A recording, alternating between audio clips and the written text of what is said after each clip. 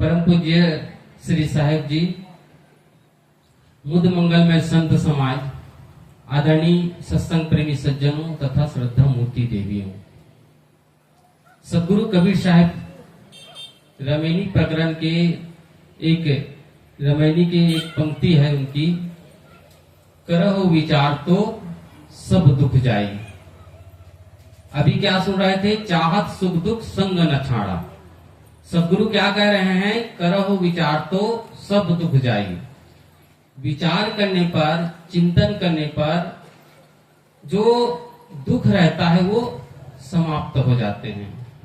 एक दुख की बात सदगुरु कभी नहीं कह रहे हैं, सब दुख की बात कह रहे हैं। वैसे व्याख्या की दृष्टि से हम दुख को दो भागों में बांट सकते हैं। एक क्या है? शारीरिक दुख, और दूसरा क्या है? मानसिक दुख। आज सारा जो संसार है किस दुख से ज्यादा पीड़ित है? शारीरिक दुख से ज्यादा पीड़ित है कि मानसिक दुख से ज्यादा पीड़ित है? मानसिक दुख से। शारीरिक दुख जिसके जीवन में आता है, चाहे वो अनाड़ी आदमी हो, अनपढ़ आदमी हो, गरीब आदमी हो, धनवान आदमी हो, कोई भी हो, अपने स्थिति के अनुसार, आर्थिक स्थिति के अनुसार उसका इलाज करता है, परहेज करता है, वैद्य बता देता है, अनुभवी लोग बता देता है, या उनके जीवन का जो अनुभव रहता है, किसी कुछ ज्वर आ गया, बुखार आ गया, कुछ हो गया, तो पहले जो उसने अनुभव किया रहता है कि अमुक दवाई करने पर, अमुक परहेज करने पर मेरा जो स्वास्थ्य है में सुधार आया था, अगर वही स्थिति आई है तो वही मैं काम करूं। शारीरिक जो दुख आता है, पीड़ा जो होती है, उसके लिए तो सब लोग प्रयास करते हैं, लेकिन जब मानसिक दुख आती है, मानसिक क्लेश होता है, तब इसके लिए कोई प्रयास ही नहीं करता। अच्छा, कैसे जाने कि हमारा मन बीमार है?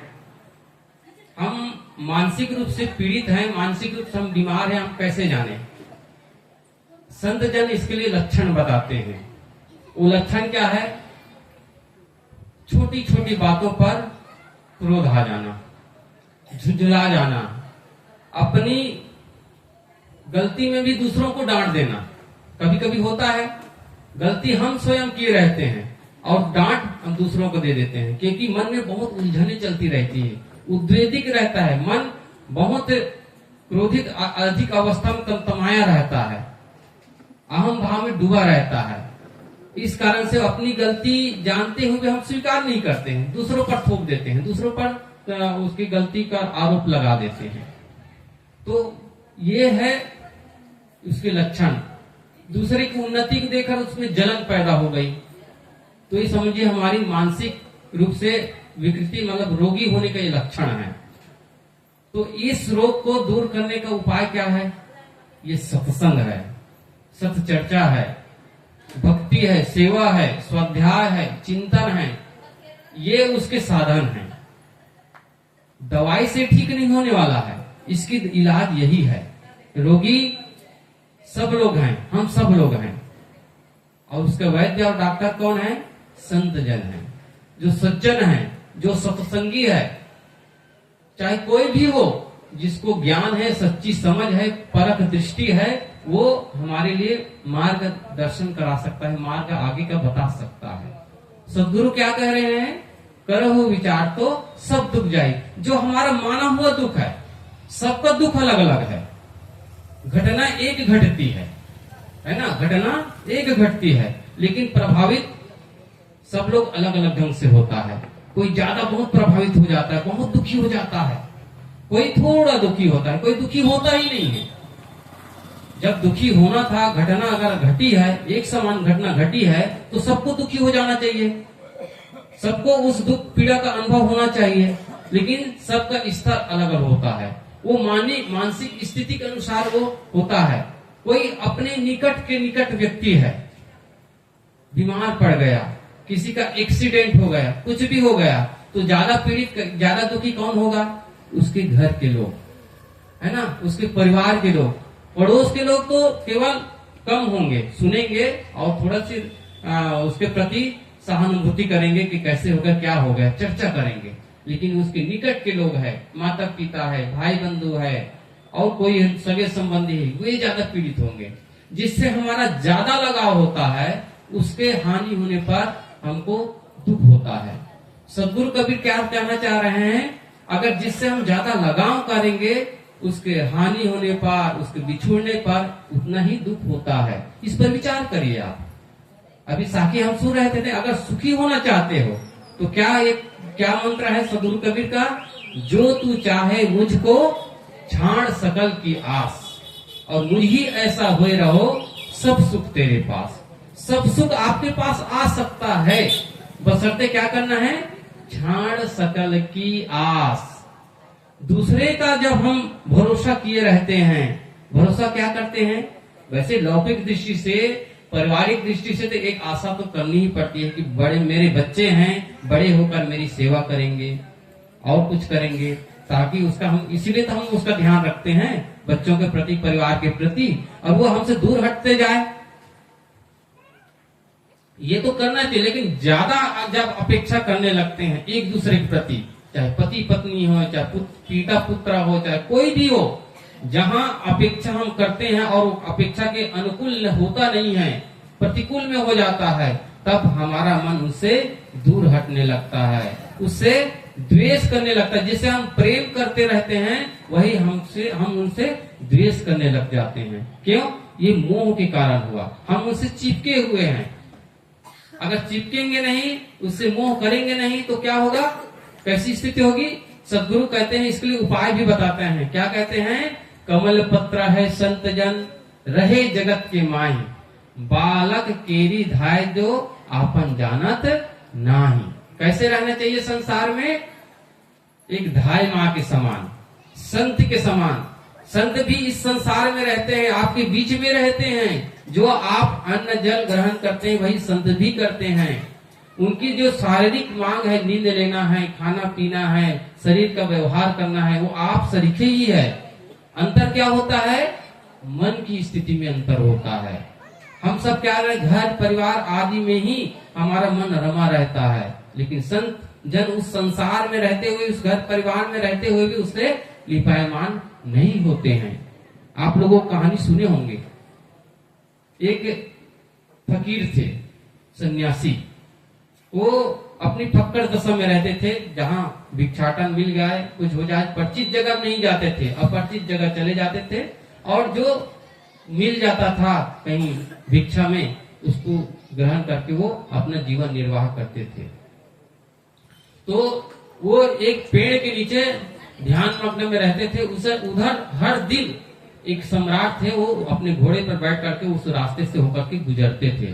उसकी दृष्टि बार बार उस संत पर पड़ती थी, उसके प्रति उसकी भावना जगती थी कि ये संत कितने अच्छे हैं, कितनी शांत दिल से, मैं इतना बड़ा सम्राट फिर भी मैं सुखी नहीं हूँ, हर समय मैं भयभीत रहता हूँ, आक्रांत रहता हूँ, मेरा मन शांत नहीं रहता है। और ये संत को एक दाना 2 रोटी बस मिल जाती है, इसमें मग्न रहते हैं और बिल्कुल हर दिन भर शांत रहते हैं। उसके प्रति एक भावना जगती थी, श्रद्धा भाव। एक दिन क्या हुआ, उसके पास गए और प्रणाम किए, दंडवत किए, और उसने संत जी से निवेदन किया कि संत भगवान, कभी मेरे महल में भी आप विराजमान होइए, पधारिए। इतना कहना ही था, संत जी बस जल्दी से खड़े हो गए, बैठे हुए थे, शांत मुद्रा में बैठे थे, और कहे कि उसके घोड़ा की लगाम को लिए और उस पर चढ़ गए। अब चढ़ गए और राजा से कहे चलो। मतलब राजा ने कभी ये अपेक्षा की ही नहीं थी, ये सोचा ही नहीं था कि एक बार कहूंगा और संत जी तैयार हो जाएंगे। जो उसके प्रति जो भावना थी, संत के प्रति जो श्रद्धा का भाव था, उसने क्या सोचा था, मैं आग्रह करूंगा और संत जी हो सकता है मना करेंगे ही, ये वो अपने मन में सोच करके आए थे। लेकिन इसके विपरीत हुआ, जैसे उसने निवेदन किया और संत जी तैयार हो गए जाने के लिए। अब क्या कहते, ले गए, राजा आगे आगे चल रहे हैं घोड़े के जो लगाम को पकड़ करके, और संत जी मस्त घोड़े पर बैठ करके चल रहे हैं।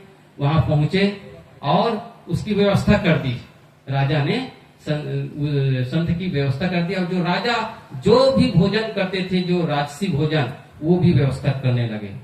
और उसने क्या सोचा था, फकीर तो है, इसका सब त्याग करेंगे, मना भी कर देंगे, लेकिन जो दिए और संत जी ग्रहण कर लिए। अब राजा के मन में जो भाव था संत के प्रति, वो धीरे धीरे मन में शंका होने लगा कि सचमुच में मतलब ये सचमुच में फकीर है कि कुछ ऐसे ही बहरूपिया है। जो कहता है उसको मना करते नहीं है, लेते ही जा रहे हैं। त्याग मतलब संत मतलब त्यागी मतलब त्याग करना कोई भी चीज का। अब ये तो त्याग कर ही नहीं रहे, मना कर ही नहीं रहे हैं। उसके मन में संदेह होने लगा। अब ऐसे करते करते करते वो शंका उसमें पैदा हो ही गई, लेकिन कुछ कहा नहीं संकोचवश। महीना बीत गए, तब संत जी जाने के लिए तैयार हुए। अब मुझे चलना चाहिए, बहुत दिन हो गए आपके यहाँ रहते हुए, अब मुझे चलना है। तो वो चलने लगे। अब राजा के मन में दुविधा है, वो प्रश्न उठा ही है, वही शुरू समय जो प्रश्न रखा था वही हुआ था।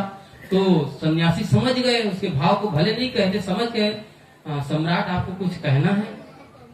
उसने कहा, हाँ भगवान महाराज जी, एक बात मुझे बार बार मेरे मन में उठ रही है कि मैंने ये सोचा था कि मैं जो आग्रह करूंगा, आपसे निवेदन करूंगा, आप उसको ठुकरा देंगे, मना कर देंगे। लेकिन मैंने कहा और आपने जल्दी उसी समय तैयार हो गए आने के लिए, ये मेरे मन में पैदा हो गया। आया तो आपको राजसी पूरी व्यवस्था की गई, जो मैं खाता था, जो मैं सोता था, वो सारी व्यवस्थाएं कर दी, जो राजा लोग और राजकुमार जो करते हैं वैसी व्यवस्था कर दी। लेकिन आपने उसकी मनाही की नहीं, त्याग किए नहीं, ये मन में पैदा हुआ। तो सन्यासी ने कहा, सम्राट आपके मन में जब पैदा हुआ था उसी समय प्रश्न पूछ लेना था। तो चलते गए, अच्छा चलिए ठीक है। तो उसने यही प्रश्न किया कि देखिए आप में और मुझ में क्या अंतर है। मैं भी राशि भोग कर रहा था, उपयोग कर रहा था, और आप भी कर रहे थे, तो मुझ में और आप में क्या अंतर है, यही प्रश्न हुआ चलते चलते। सन्यासी का अच्छा चलिए ठीक है, मैं इसको उत्तर दूंगा। चलते गए 1 किलोमीटर चले गए। अब राजा बार बार अपने राज्य को मुड़ करके देख रहे हैं, सन्यासी अपनी मस्ती में चले जा रहे हैं। कमंडल पकड़ा दिए थे, अपना थैला भी पकड़ा दिए थे राजा को, और कमंडल भी पकड़ा दिए। अब राजा सोच रहे हैं सन्यासी जी कब कमंडल और थैला को मांगे, अब अपने राज्य को लौटूं। बार बार पीछे मुड़ करके देखते थे, और सन्यासी अपनी मस्ती में चले जा रहे थे। फिर कुछ दूर गए, फिर कहे कि चलो थोड़ी दूर और चलते हैं। तब सन्यासी ने कहा, अच्छा तुम बार बार कुछ चिंतन कर रहे हो, क्या है बताओ? अरे महाराज आप तो चले जा रहे हैं, मेरा राज्य छूट रहा है, मेरे और प्रजा छूट रहे हैं, उनकी देखभाल करना है, ये करना है।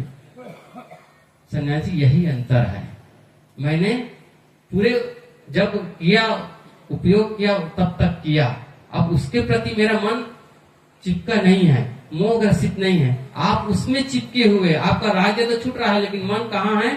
वहां है, राज्य में है, और मैं अभी भी अपनी मस्ती में हूँ। जब राशि भोग का उपयोग कर रहा था तो भी मैं अपने भजन में लीन था, राम में लीन था।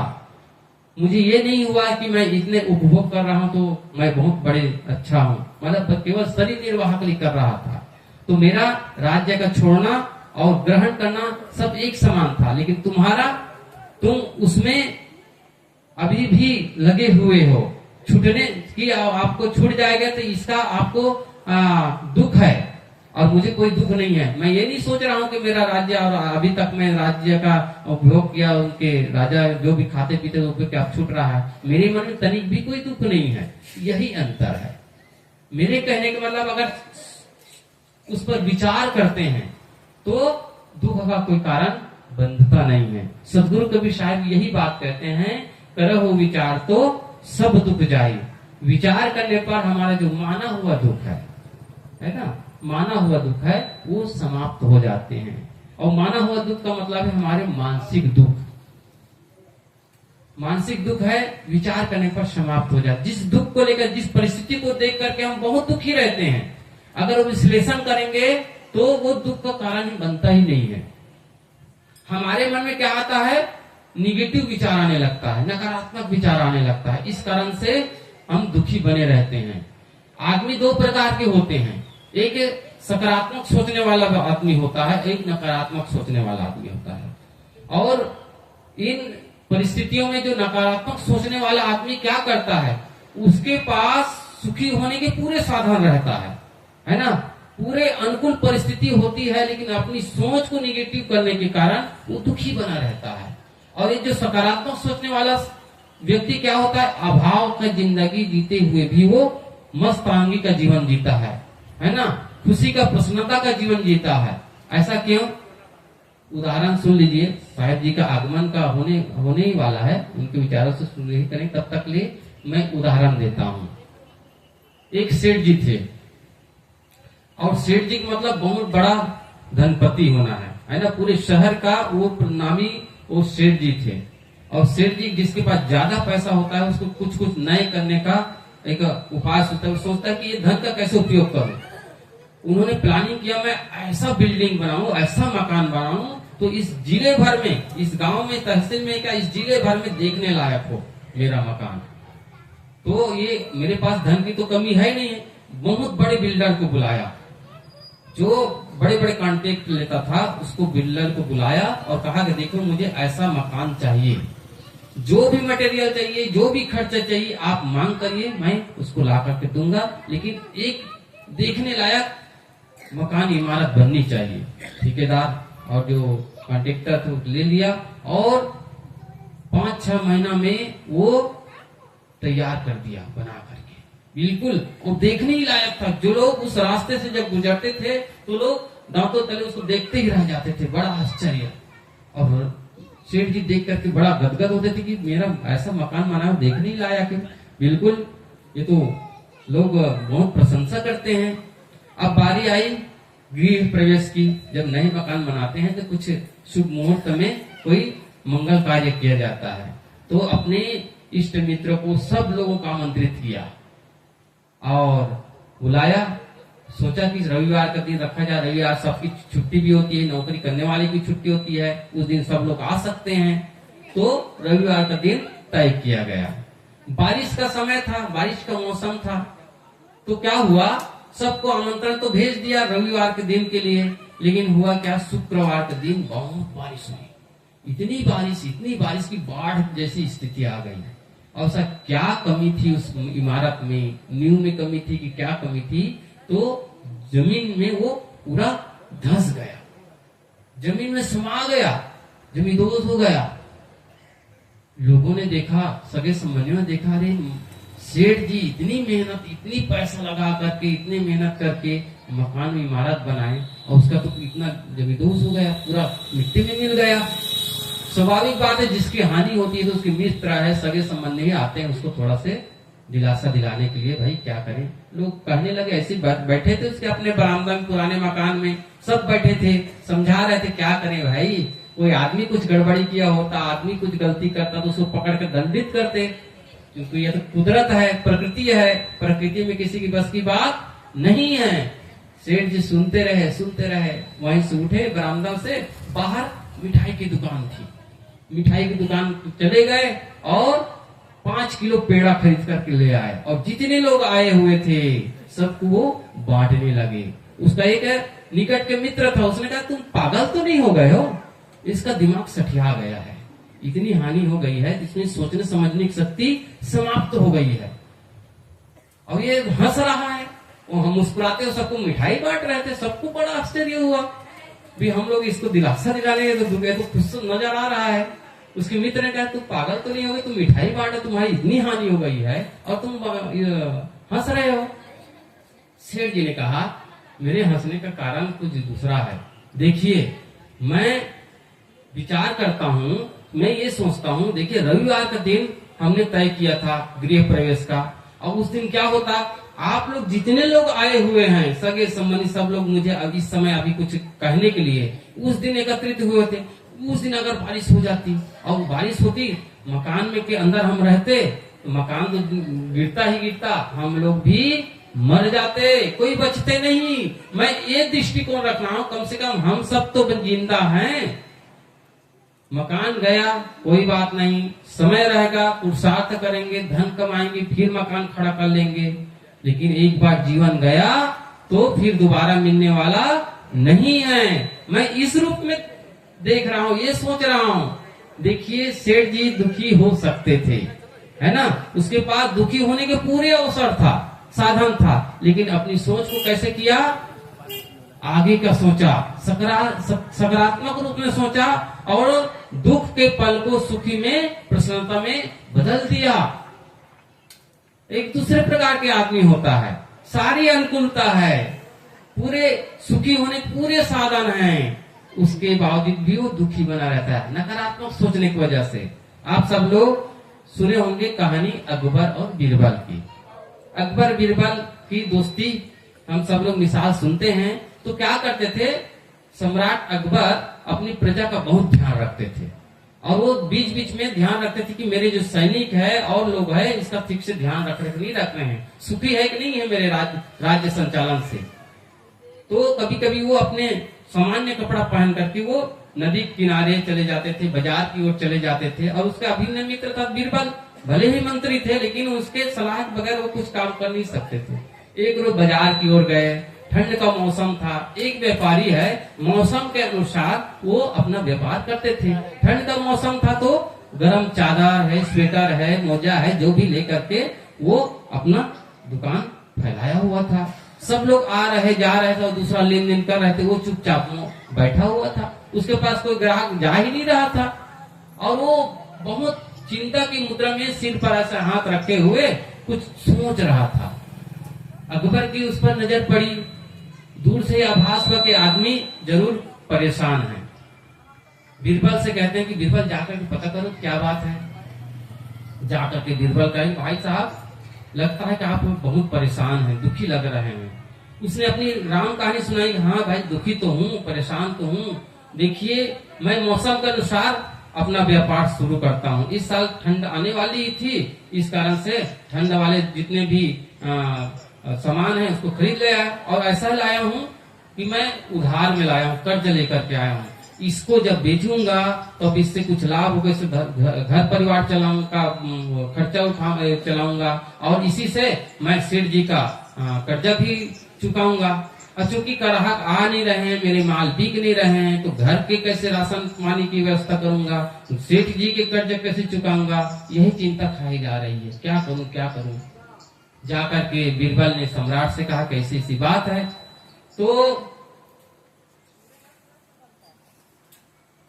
अकबर ने कहा चलो कोई बात नहीं, इनकी समस्या का कुछ न कुछ समाधान निकालेंगे। चले गए, बिना कहे चले गए। सभा हुई, मंत्रीगण सब रहे। शाम को सब जब लौटने लगे तो राजा ने कहा कि सुनो सुनो, जब सभा में जब आओगे, सभा भवन में सब लोग आओगे तो ऐसे करना, एक एक कंबल लेकर के आना। आज तक कभी ऐसी घटना घटी नहीं थी। सब एक दूसरे के मुंह देखने लगे, ताकने लगे, अरे सभा भवन में कंबल लाने की क्या तुक है, क्या बात है। लेकिन राजा की आज्ञा हो रही है, उस पर तो कोई प्रश्न कर ही नहीं सकते थे। ना चाहते हुए भी उसने सिर झुका लिया। फिर चलने लगे तो राजा ने कहा देखो जो नहीं लाएगा उसको 500 रुपए जुर्माना भरना पड़ेगा। अब तो दूसरा शर्त भी हो गया, तो कंबल लाना है, जो नहीं लाना है उसको 500 रुपए जुर्माना भरना पड़ेगा।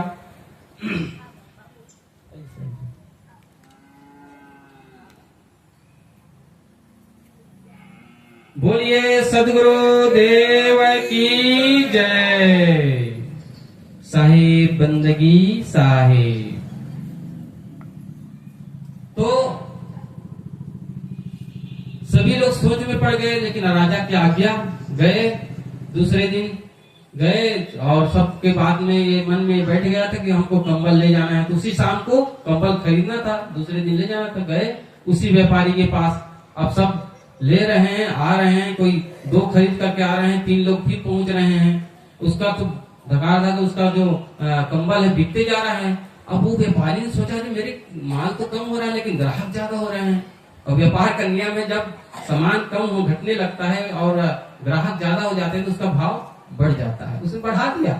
जो 50 रुपए में कंबल बेच रहे थे उसको 100 रुपए में लगा दिया। अब लोग कहते भी थे अपनी बात, जानते थे अभी तो आप 50 रुपए में बेच रहे थे, आप 100 रुपए में बेच रहे हैं। और उसको आभास हो गया था जरूर इसको जरूरत है, ले ही जाएगा। वो अपनी टेक में रहते थे, नहीं आपको ले जाना है ले जाइए, नहीं तो मैं नहीं देने वाला। अब लोग सोचते थे कि अगर नहीं ले जाएंगे इससे कौन घाटा उठाए, 500 रुपए जुर्माना देना पड़ेगा राजा साहब को। चलो भाई ले जाओ।